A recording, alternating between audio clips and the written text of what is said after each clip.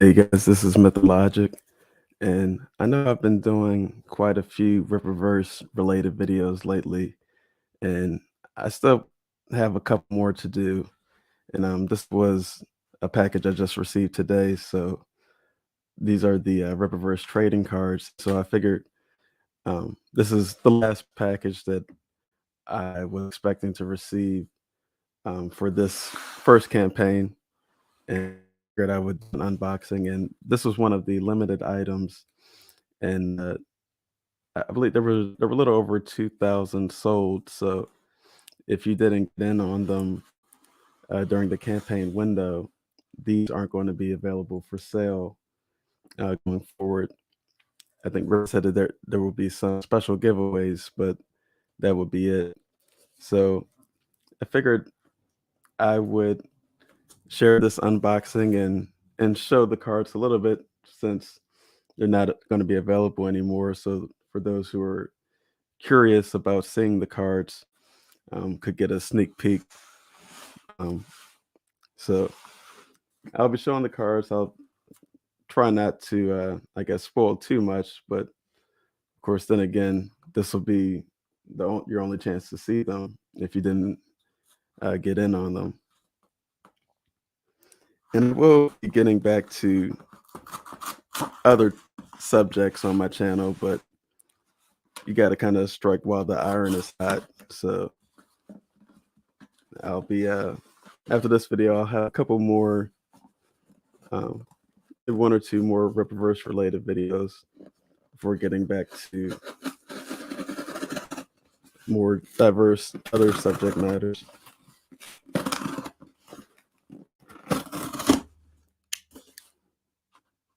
Oh, I forgot to switch my camera.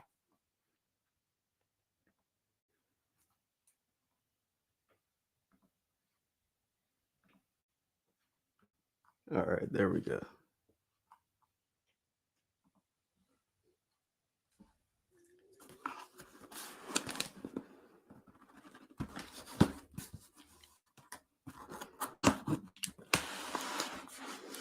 And I did a live stream with Jason of the World Christian, and so we did a live stream discussing the comic book and exploring Isom, the comic book, and the Rippaverse from a Christian perspective, being that this is supposed to be what we could expect to be Christian friendly content, even though it's not explicitly Christian, but because there have been so many anti-Christian agendas at play, it makes things like this more of a big deal, because it's becoming more and more rare that Christians can feel comfortable and confident about the secular entertainment that we consume or expose our families to. But I did neglect to mention during the stream that there are actually uh, comic books that are explicitly Christian, and such as the Kingstone publishing line, and so they've made comic book versions of the Bible actually. So that's something that I would highly recommend for Christians who are interested in book entertainment. And there's also a comic book Bible called the Action Bible. So I just wanted to throw that out there, since we were exploring this from a Christian perspective, to let people know that there are explicitly Christian comic book entertainment as well. But so back to the Rippaverse, and these are the trading cards, which are called the Dokumaan's archives, Dokumaan's cards, and he is the shadowy kind of mystical figure in the Rippaverse. And so the cards, they do tie into the actual folklore of the Rippaverse, as he's this mystical figure who's kind of like a watcher and who's keeping tabs on the Accepts, which are the superpowered beings in the Rippaverse. So the cards tie in that sense that these are supposedly his archives, his documents, and keeping tabs on these characters. And so you see on the front, it says Dokumaan's archives. And on the side here, I have my camera mirrored, so you might not be able to see it too clearly, but it says Dokumaan's eyes only. And it says, do not open this box on the front bottom. And on the side here, it says,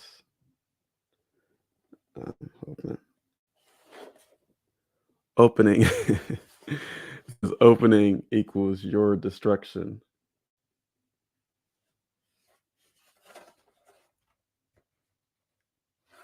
Then on this side, it says return now or be annihilated. And so let me see if I can get that. At the bottom, it says, why are you looking at the bottom of this box? The secret intel is inside. All right. So let's open it up.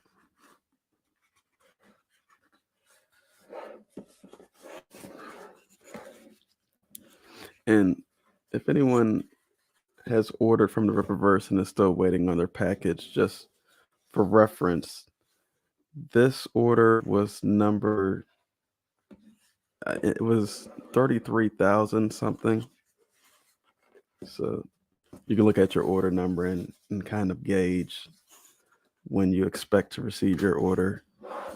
And of course, the books themselves are prioritized, I believe, because all of the other merchandise is handled from the original warehouse, and the book order fulfillment are being supplemented from an additional warehouse.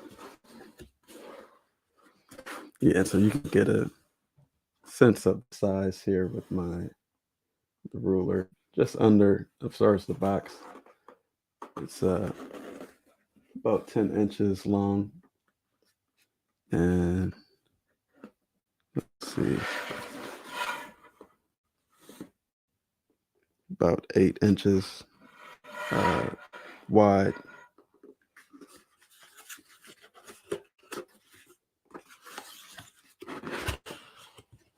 Let me open it this way so you guys can see it.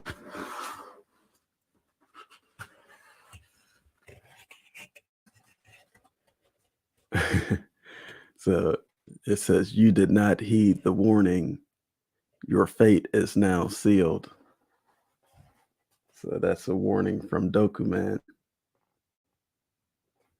And I'm not sure exactly if it's pronounced Dokumaan or Dokumaan, but that's the first card on top there, which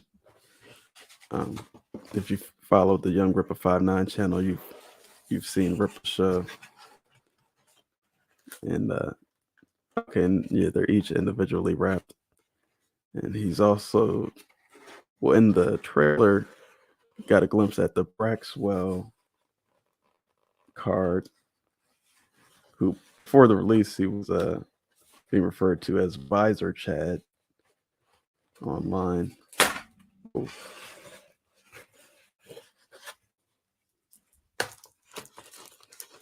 All right, let me see.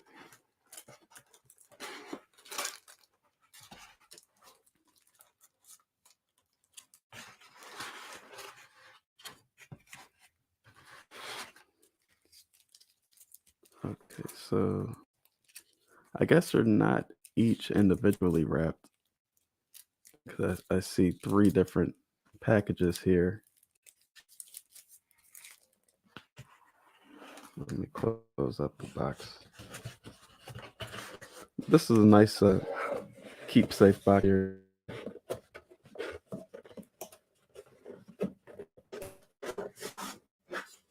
Cardboard, but it's sturdy and well designed and put together. Of course, unless you want to have one or some of them on display.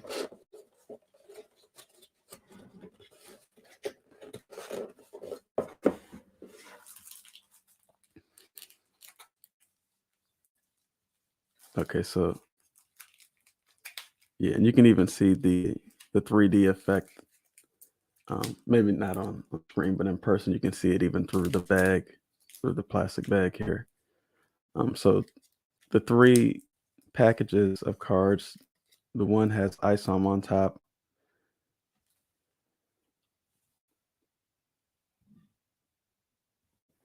Then the second package has Lilian Ronashi or Ronashi.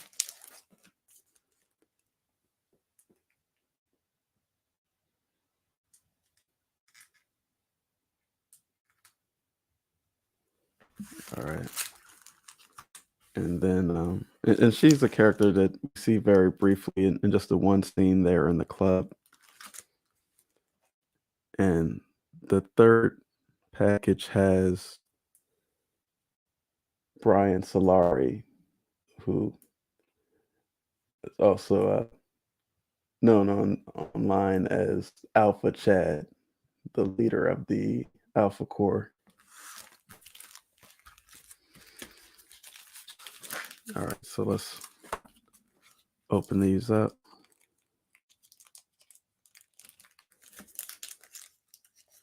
And the bags are similar to the kind of bag that the comic book itself comes in, just smaller and without the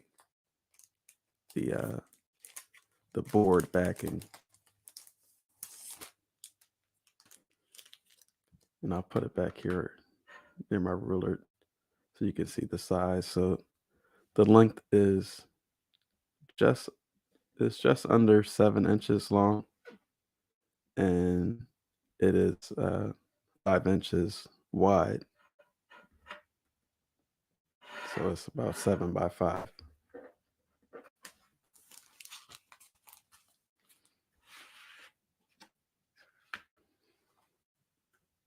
Okay, so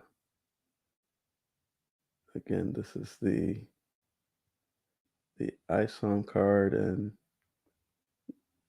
you're not going to be able to experience the 3D effect too well from the camera, but okay, on the back, you have the information, the character, and you see that he, well, real name about Avery Silman, we know that from the book, but then you got some specs here. His height is 6 feet, his weight is 200 pounds, birthplace Flores Park, Texas, and his first appearance, okay, I'm just talking about as far as the comic book, is Isom #1, April of 2022. Okay, so I guess that's when the book was done, because the actual they started fulfillment, I think, right there at the end of September. And so the description says, "This man is one of the most intriguing subjects I've been keeping tabs on. Though he is from the city, he currently lives in Shadow Valley on his own ranch that has many workers."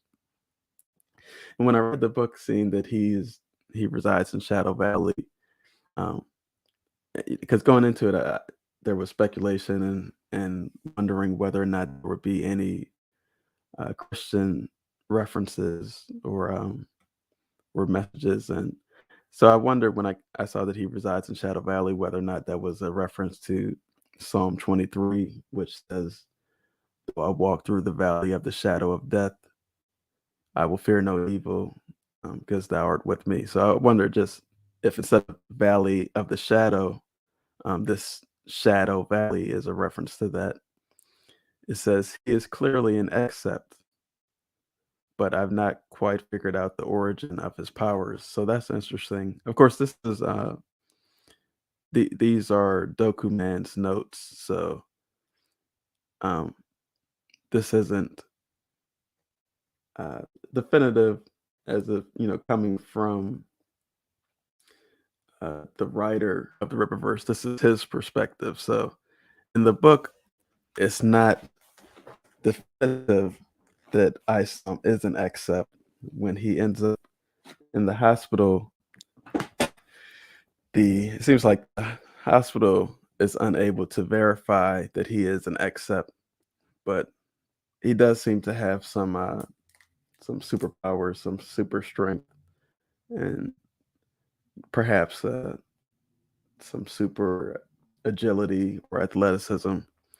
But from Dokuman's perspective, he says that he is clearly an accept, but he just hasn't quite figured out the origin of his powers. He says the suit that he wore has a symbol on the waistband that seems to change colors, but I don't quite know what it means. Okay, and this is obviously the cross on his waistband.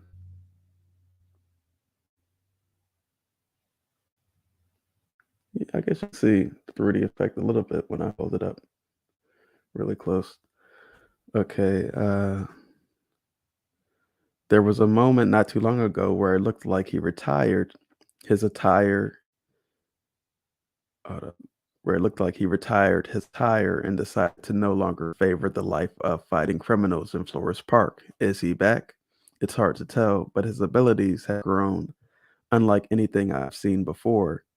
If this keeps up, he will be one of the most powerful beings on this planet. Okay, so Dokuman believes that Isom's powers are increasing. Okay, and then there's a separate note here. It says power observation. I do not know what his powers actually are. What I do know is that he's very strong and has only gotten stronger. Okay, and it's numbered here. It says 1, and you see the image of a Dokuman there at the bottom of the card. Yeah, and reading the book, it's not very clear what Isom's power is, but there's the super strength, so, speculation, and there's one scene during a fight with Santwan where he seems to hop up and kind of latch onto the wall and then propel himself off of it. So that might be some clue about his superpower. And I just noticed here that there's okay, I believe a signature on the cards. I think it says Will Conrad as the artist who designed the cards. And this is the Yaira card, which Eric also revealed shortly before fulfillment, before the campaign ended. Okay, so Yaira is actually taller than Isom. She's 6'3". It says her real name is unknown. She's gone as several names. Her weight is 215 pounds, so she's actually heavier than Isom as well. It says her birthplace is unknown, and she can't be from Earth. First appearance, Isom number 1, April 2022. I'm assuming that all of these will say have the same first appearance. We'll see. Her age is eluding me, but she does appear ancient, perhaps more so than I have. Hold on. Perhaps more so than I have. So I guess Dokuman is saying maybe she's older than me. I've been keeping up with her longer than any other subject. Okay. Says she has a knowledge. Hold on, where was I? Knowledge base that exceeds those who appear very elderly. She's an archaeologist in occupation, but she's most recently been a consultant for Projexis as a biologist. So that's interesting. Projexis is the corporation that Isom's sister Altona works for.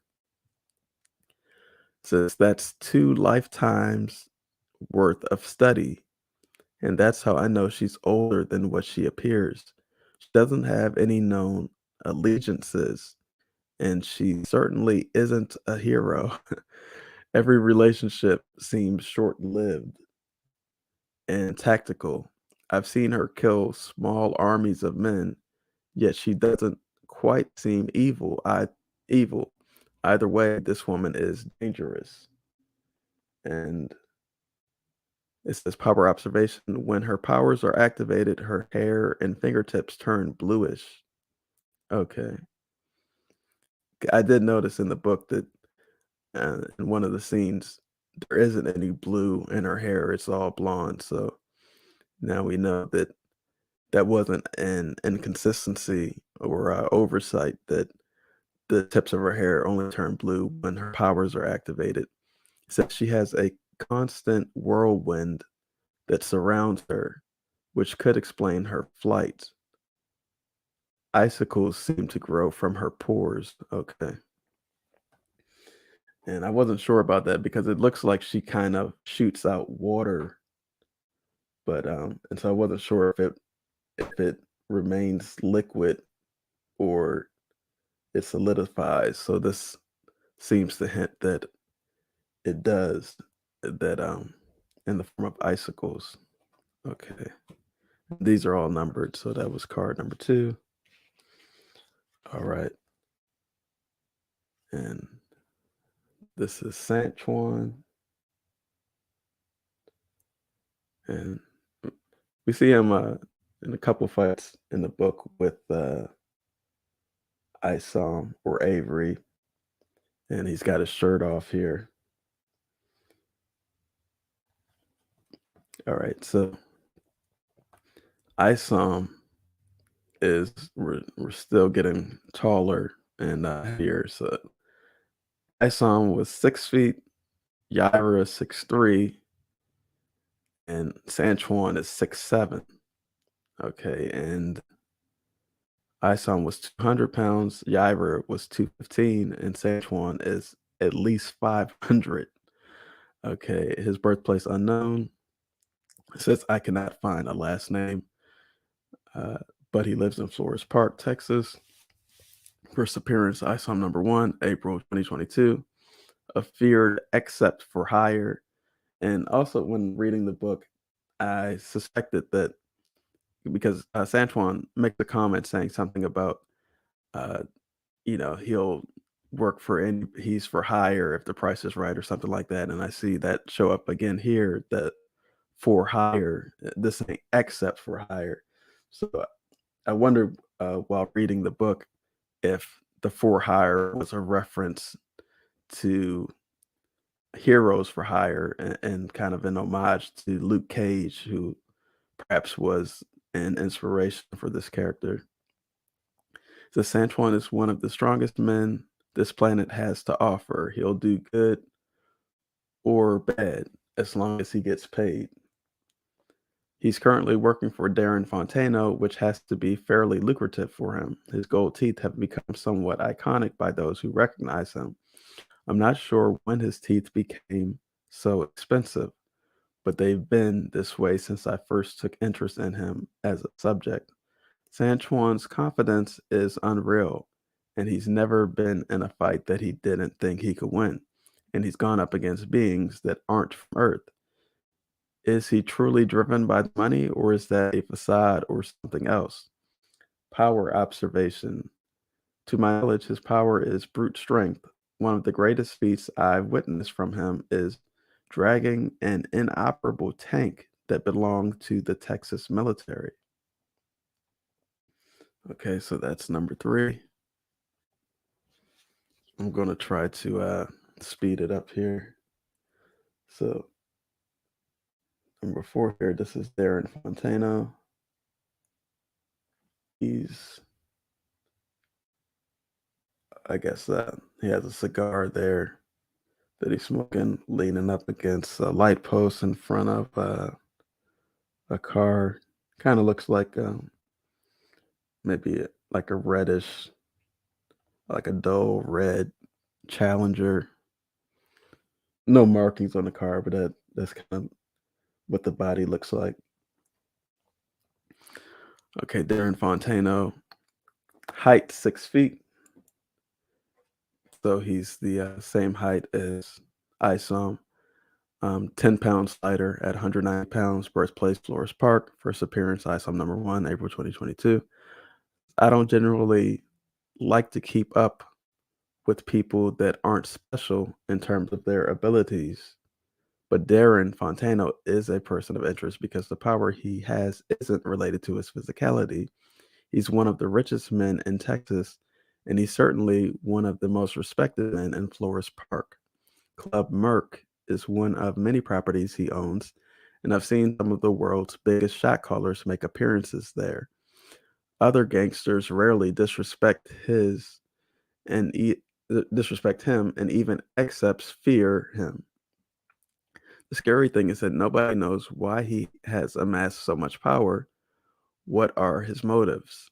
The day he has political aspirations will be the day that he fully controls this entire city. For a guy with such a questionable moral compass, you wouldn't believe it if you hear the way people discuss him. And power observation, the local police let him do whatever he wants, and the local politicians praise him as if he's a humanitarian. So that's interesting. It'll be interesting to see how his character develops and whether or not we see him become the mayor of Flores Park, or even you know the book starts out with mentioning the governor of Texas. So maybe even eventually down the line, that's something that he'll shoot for. But wouldn't be surprised if at some point we see Fontaino entering politics and possibly becoming the mayor of Flores Park. Okay. All right. So this next character named Lilian Ronashi. Okay. Real name Lilian Ronashi. Her height is 5'7", weight 125, birthplace unknown. Though her lineage traces back to Japan, it's hard to nail down exactly where she's from. With her partner Michael Copper, she goes city to city attempting to obtain wealth and power. Most of these attempts have not been successful, but it isn't for lack of trying. She's an except that has some sort of purple magic like power. I've yet to see her use her abilities to attack others, which is part of what makes her interesting. Both her and her partner have recently settled in Flores Park, Texas. Considering her line of work, she'll inevitably come into conflict with Darren Fontaino, which is something I must keep an eye on. Power observation, she's very observant, and her powers seem to reflect that. With her magic, if that's what it is, I've watched her mold and project a very detailed layout of a building for visual purposes.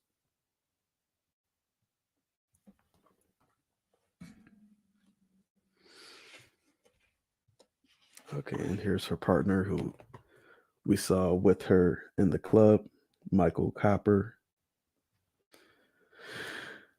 Real name Michael Copper. He's 6'1". Actually, his hair is kind of different on here. It's longer than what we see in the book. And then the depiction on one of the, actually on the Rippaverse shirt. He's 6'1", 175 pounds, birthplace Central Tennessee. He seems rather attached to Lilian Ronashi, but their relationship isn't a romantic one. Mr. Copper has had very successful businesses he's founded in the past, but he always sells them when they become profitable. As savvy as he does not need his partner. This is what makes him such an interesting subject, as his true motives are masked. The thing that sticks out the most would be his skills in hand-to-hand combat. Okay. He does not look like it, but this man is an incredibly talented fighter. Where did he learn such a thing? Sure, he's an except. Okay, I didn't know he was an except. But his abilities do not look to make him physically stronger. I mean, his eyes do glow green, but and that's what the power observation says. Um, so it says his eyes light up green, and his powers are related to his vision. I know that he can see great distances and beyond certain barriers, but something tells me that that isn't all he can do. Okay. And here's Braxwell. I guess Braxwell doesn't have a last name. Oh, okay. Actually, so Braxwell is his last name. Um, Real name, I'm not sure if this is Jeremiah or Jeremiah, the way it's spelled. Jeramya. So Jeremiah Braxwell, height 5'10", weight 170 pounds, birthplace Flores Park. Known simply as Braxwell, he's a more member of Alpha Corps. Considering his demeanor, one could wrongfully assume he is emotionally distraught, but this is just who he is. He's about taking care of business. Um, his addition to the Flores Park police force marked the creation of Alpha Corps. Okay, so he was the first member of Alpha Corps. Um, so it started out with the Flores Park Police Force. According to my records, he was just a normal local kid with aspirations of being a cop. At some point along the way, he gained new abilities, which slightly altered his trajectory. Each member of Alpha Corps has a uniform that they individually selected, although I do not understand the specific point of the helmet and visor of Braxwell. Power observation. He possesses the ability to fly at a speed that even rivals his colleague, Bryan Solari. His raw strength isn't particularly special, but he does have tremendous durability. All right, so that's number 7. Okay. Ingrid Valdez. This is the third member of well, actually, this is only the second one we've gotten to in the cards. We still have Bryan left. Ingrid Valdez, that's her real name. Her height is 5'8", weight 150 pounds, birthplace Flores Park, Texas. As both the newest and youngest member of Alpha Corps, Ingrid is the least experienced of their team, but she has the most unique ability. She's been very secretive with how she's obtained her powers. There's no evidence that she ever had them throughout her childhood. A former power lifter, this woman is no slouch physically. She was handpicked by Braxwell to join Alpha Corps after a run-in with her during a mission. Many people make the mistake in assuming that it's her suit that gives her the abilities. I'm not exactly sure she even needs it. Nonetheless, she's the one member of Alpha Corps that cannot fly, which makes her an odd addition.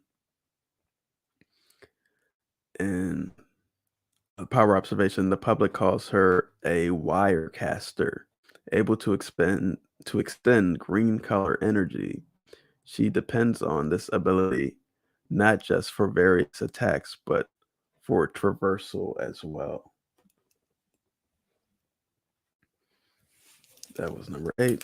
And on to the third and final package of cards.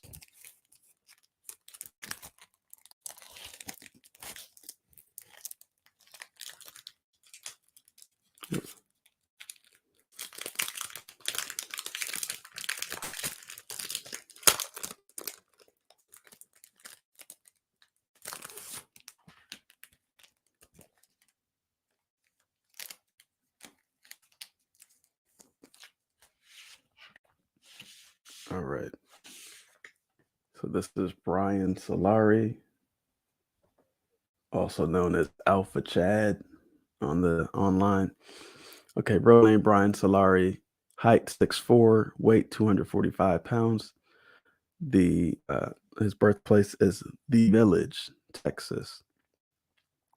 Bryan Solari is the clear and obvious leader of Alpha Corps, a veteran of the Great War of Separation. Okay, interesting.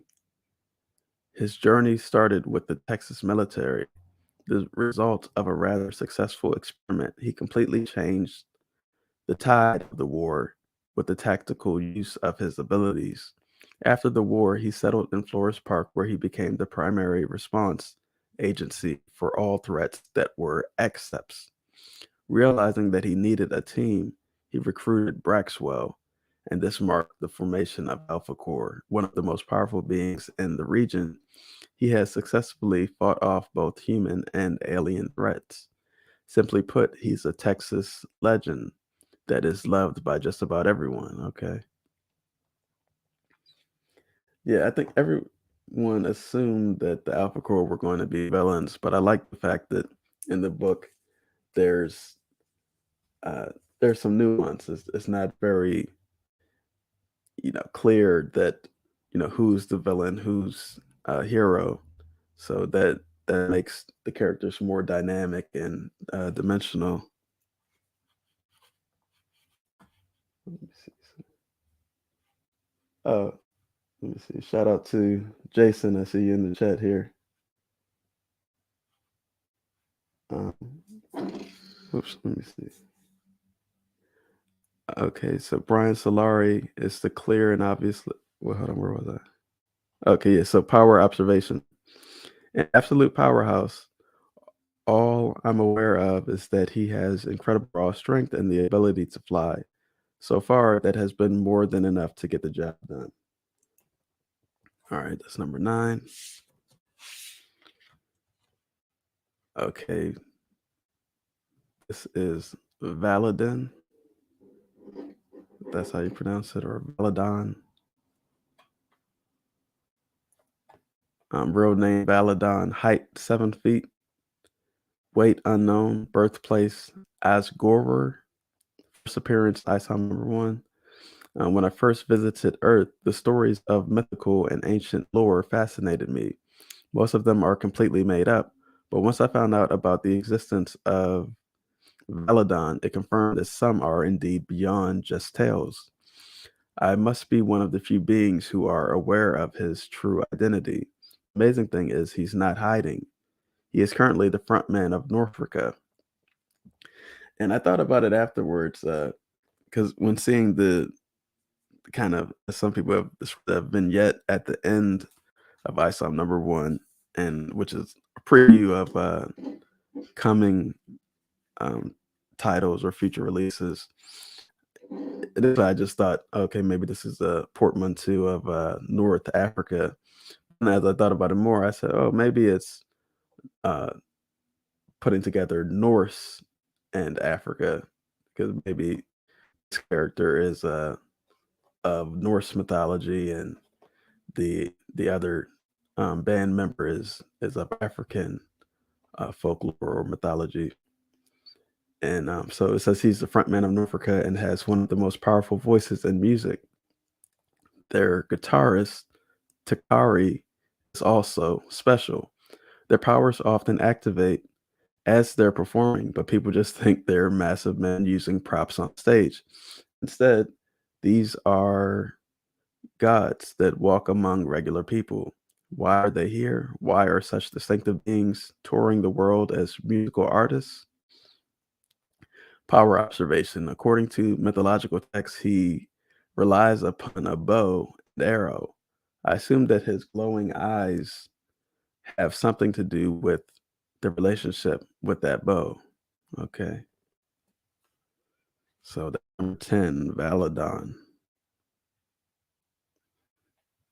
Actually, you can see him with the bow and arrow there. All right, and this is the last card. Okay, so this is Takhari.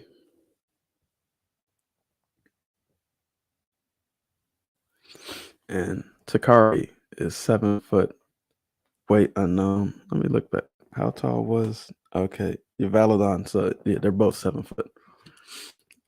Birthplace Mauritania, which is an African country. It says alongside Validan, Takhari is an ancient man.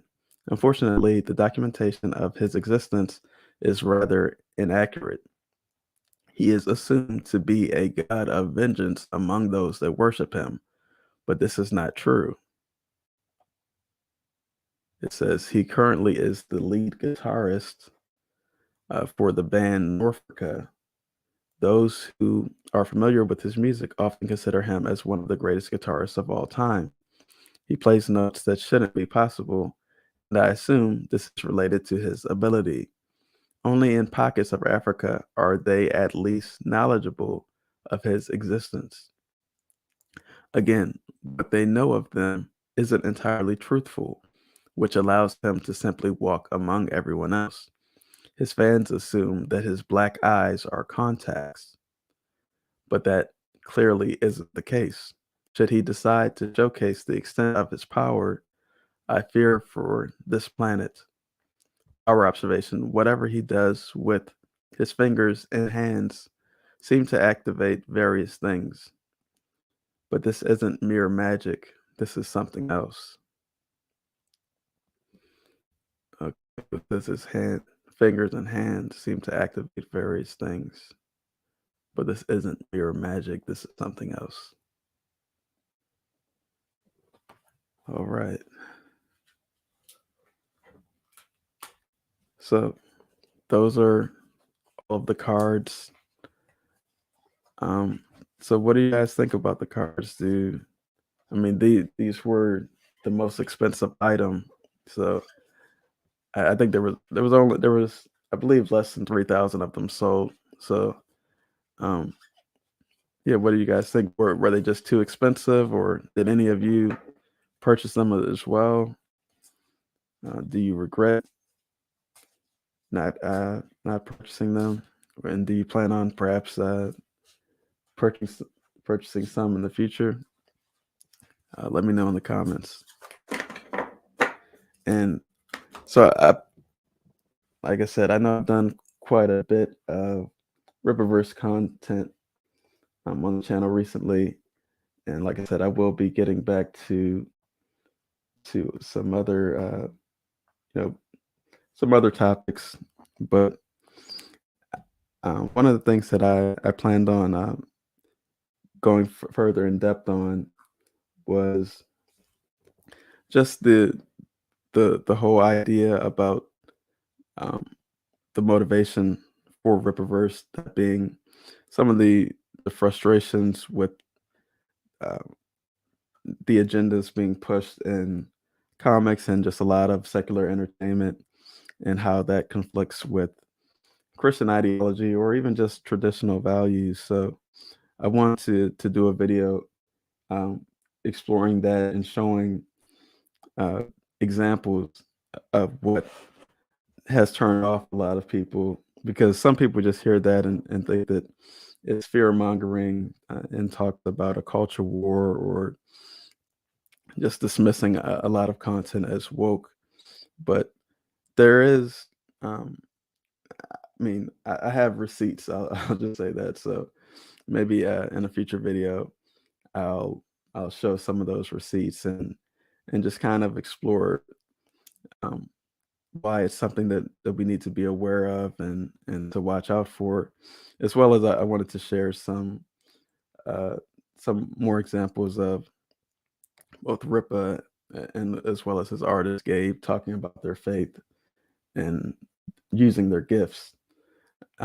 We did share, well, Jason shared a quick clip of Ripa making his profession of faith on one of his streams, but so there's more clips of them talking about their faith and motivations that I want to share in juxtaposition with some of the examples of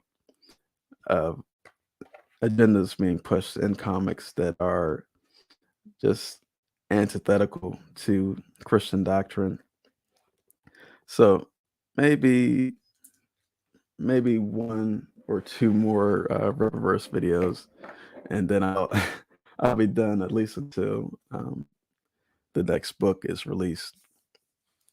But beyond that, I'll be getting back to more explicitly Christian content, as well as just talking about how to um, ways that we as a church can improve in our evangelizing, and just making it clear to the world that not only is Christian faith something that can be comforting and healing, but more importantly, that it's the truth. You know, the Holy Bible is the true inspired Word of God, and I think that that's something that kind of gets overlooked, and we just kind of get in the habit of just upholding traditions of going to church, um, reading our Bibles here and there, and just sharing our spirituality as something that makes us feel good, as opposed to um, delving into apologetics and making it known that this is true, and that there's a lot of historical evidence for uh, the biblical narratives. You know, that people should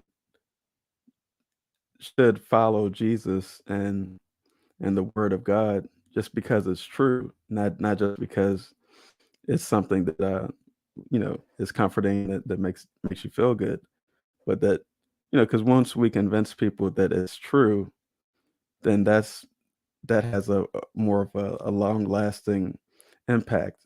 Because if it's just about something that makes you feel good, then there are going to be times that you are depressed or discouraged, and you can just as easily walk away from the faith when you're feeling down. But when you are convinced in your heart and mind that this is the true Word of God, and um, that we need salvation, um, in order to be reconciled to the Father and to enjoy everlasting life, then uh, that's going to hold people in the faith. So I'll get to that, as well as I've talked briefly about just the power of storytelling, and at one time I was a really big movie buff, and while I don't watch films as much anymore, I I still have a lot of knowledge built up about films. So I think that it would be beneficial to share some of my knowledge, and to just perhaps expand my reach, and just bringing a Christian perspective beyond explicitly Christian topics. And I think that that's part of um, the idea that has motivated artists like the ones working on Rippaverse, that they are, at least Eric has explicitly professed to be a Christian, and I know um, that Gabe he's expressed his faith in at least a Christian background, but that by embracing these secular art forms, they're able to reach people outside of the church, and hopefully have an impact and an influence on them.